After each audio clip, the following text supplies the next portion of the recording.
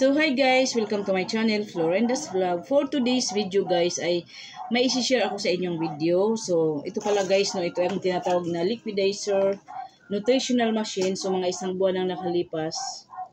Medyo tagal ko na itong in-order. So ngayon ko lang matatry. So ipapakita ko sa inyo guys anong itsura niya. Yan. Ito pala ay nagkakahalaga ng 739. Nabayaran ko na ng 673 dahil sa TikTok ko kasi ito in-order. May coins ako, yun ginamit ko yun kaya medyo nakabawas ng konti.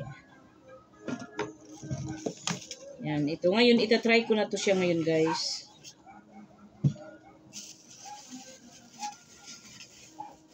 Yan, ito siya. So, wait lang, babanlawan ko lang to. Balikan ko kayo guys. Huhugasan pala. So, ayun na nga guys, no, nahugasan na natin siya.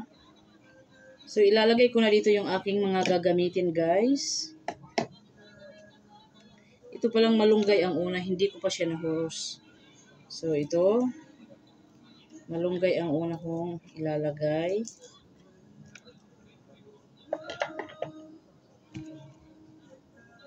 Hindi ko pala na-ready, hindi ko pala siya nahimay-himay, no?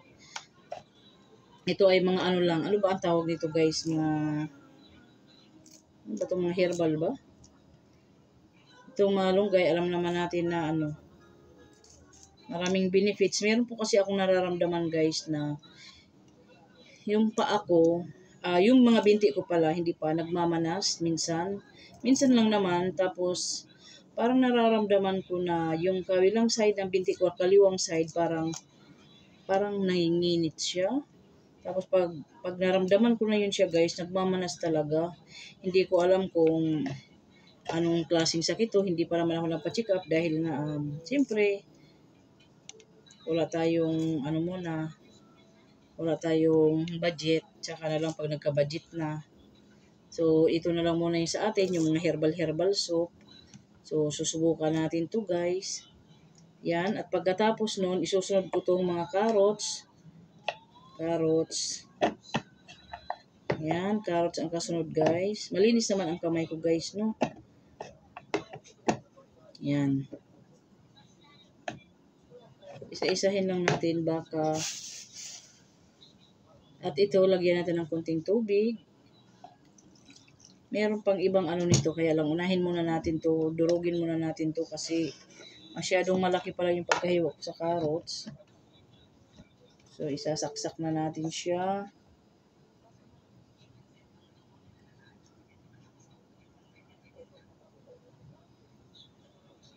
Ito, isasaksak na natin siya guys, no? Ayan. Wala kasi akong stand ng cellphone eh. So, ayan. Oh my God. Parang matutumba pa. Mamaya papakita ko sa inyo yung ikot. Durugin ko na lang yung carrots. Ayan.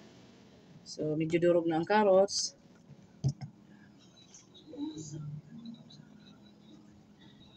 Carrots malunggay pa lang yung una kong nailagay. Idagdag ko na itong ampalaya guys. Ayan, may ampalaya na. Ampalaya at pipino. Ampalaya at pipino. So, yan, dinagdag ko na siya. Anuhin muna natin uli. Ikutin, durugin.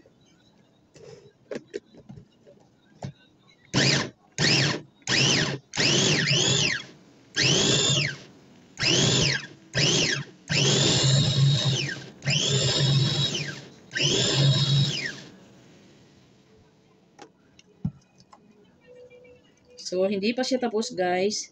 Meron tayo nitong luyang dilaw. Yan, hiwa-hiwain ko pala muna ang luyang dilaw, no? Luyang dilaw. Medyo marami-rami ang ampalaya na nailagay ko. Yung ampalaya para to sa mga diabetes. Yan.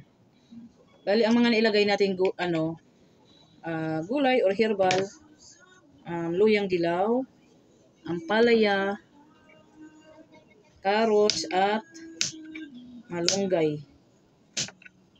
Malunggay at saka yung pipino. So, yan. Dagdagan natin uli ng tubig. Dinagdagan ko siya ng tubig kasi medyo marami-rami siya guys, no? Siya, pagpasinsin ng ating background. Yan.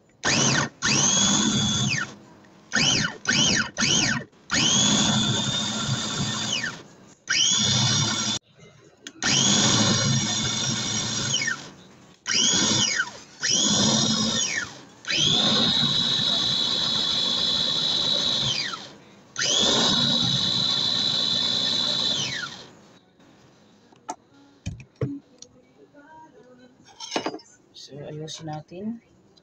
Titignan natin kung anong lasa nito.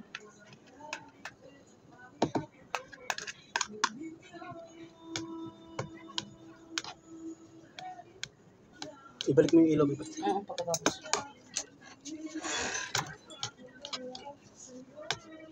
Dagdagan ko pa uli ng tubig.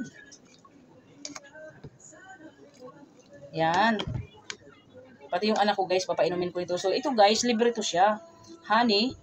Kasi baka merong ayaw sa hindi kaya ang lasa. So lalagyan ko siya ng 2 kutsarang honey. Kasi medyo marami-rami siya.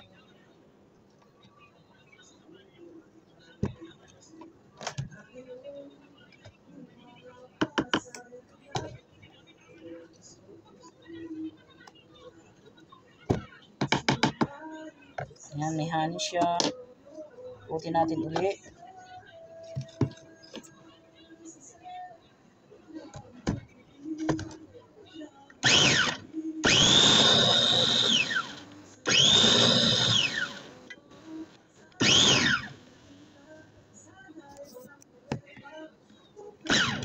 Wala naman masama kung mag-tayo ng mga herbal-herbal.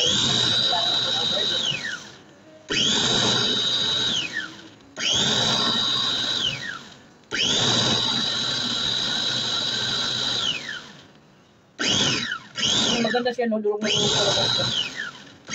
Yung pino.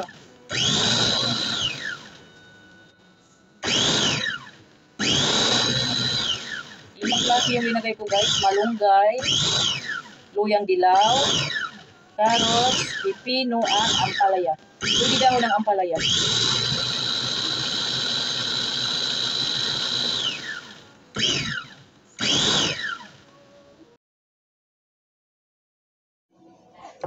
So, ganito karami ang nagawa ko. Siguro naparami yung paglagay ko. Inubos ko kasi. Naparami ang paglagay ko ng ampalaya. Dapat ilang piraso lang siguro sana. Tapos inubos ko pa yung isang buong ampalaya na maliit.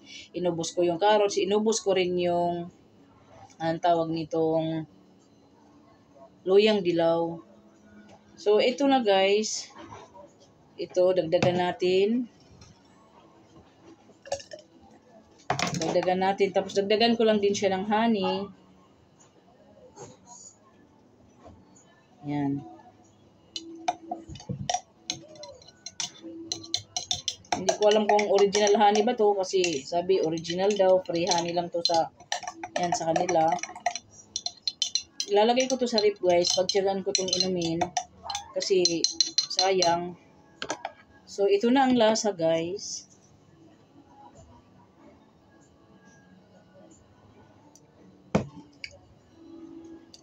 May mapait-pait talaga siya na medyo may matapang na lasa dahil kasi yun sa naparami nga yung paglagay ko ng ampalaya at saka luyang dilaw. So ayan, medyo mapait-pait talaga siya. Tapos diba yung syempre yung lasa ng malunggay dahil naman to yung presko talagang dahon ng malunggay. Yung anak ko guys nagsuka-suka. Pero ito kaya naman. Kaya talaga pag ano, wag mo lang pa isa-isang lagok lang.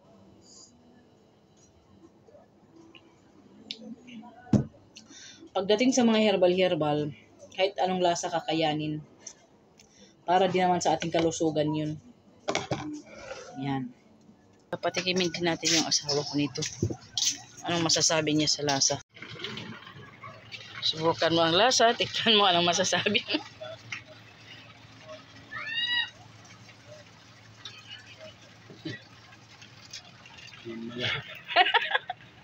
Hindi mo malaman kung ano lasa. Ha? Sige pa, masarap naman eh. Sige na. Anong lasa? Ano? Luya, malunggay. Tawag na carrots. Ano nga, masarap? Hindi nga mawal. Hindi nga mawal. Hindi mo nga makuha ano kung anong lasa eh. Kasi Okay lang ano yan. lasa eh. Herbal naman yan, walang problema yan. Nakaka-atching. Parang nahibat yung naong. Nakaka-atching eh. So, ayun guys, no, medyo iba talaga ang lasa niya, nito. Pero okay lang, tiisin natin yan. Para naman to sa ating kalusugan, hindi naman to masama.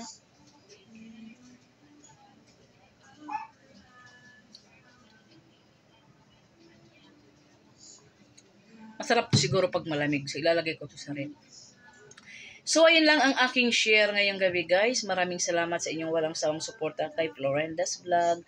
Maraming salamat sa lahat ng aking mga subscribers, team survivors, sa mga kaibigan kong OFW. Maraming salamat sa inyong lahat, guys. So, ayun lang. Don't skip ads and please subscribe sa mga hindi pa nakasubscribe. So, ayun lang po. Maraming salamat. Bye-bye.